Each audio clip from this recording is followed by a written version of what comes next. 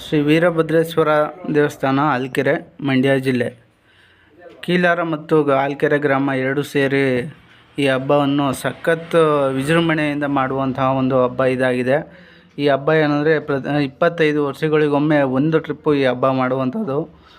ಇದು ಹೋಗುವಂಥ ದಾರಿ ನೋಡ್ತಾ ಇರ್ಬೋದು, ಎಷ್ಟು ಹಚ್ಚ ಹಸಿರಿಂದ ಕಡೆ ನೋಡ್ಬೋದು ಅಂತ. ಸುತ್ತ ಹಸಿರು ತೋರಗಳ ಮರಗಳ ನಡುವೆ ಹಾಗೂ ದಟ್ಟ ಊರಿನ ನಡುವೆ ಸ್ವಾಮಿ ವೀರಭದ್ರೇಶ್ವರ ಸ್ವಾಮಿ ನೆಲೆಸಿದ್ದಾರೆ. ಈ ಹಬ್ಬ ದಿನಾಂಕ 6/5/2025ರಿಂದ 8/5/2025ರವರೆಗೆ ನಡೀತೈತೆ. ಹಾಗೂ ಸ್ವಾಮಿ ಕೊಂಡೋತ್ಸವವು ಇದೇ ಬುಧವಾರ ಬೆಳಿಗ್ಗೆ 7/5/2025ರಂದು ನಡೆಯುತ್ತದೆ. ಹಾಗೂ ನೀವು ಈ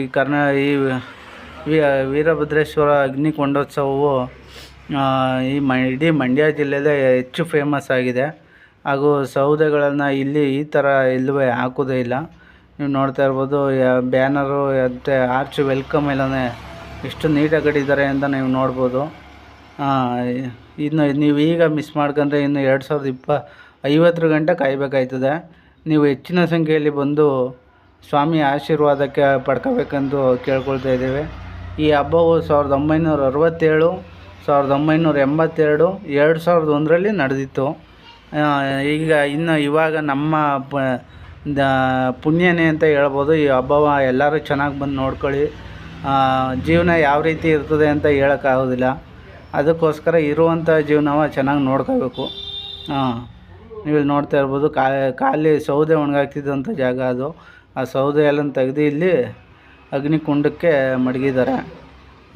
ಮಂಡ್ಯ ಜಿಲ್ಲೆಯಲ್ಲೇ ಅತಿ ಹೆಚ್ಚು ಜನಸಂಖ್ಯೆ ಹಾಗೂ ಅಗ್ನಿಕೊಂಡೋತ್ಸವವು ಇಲ್ಲೇ ನಡೆಯೋದು.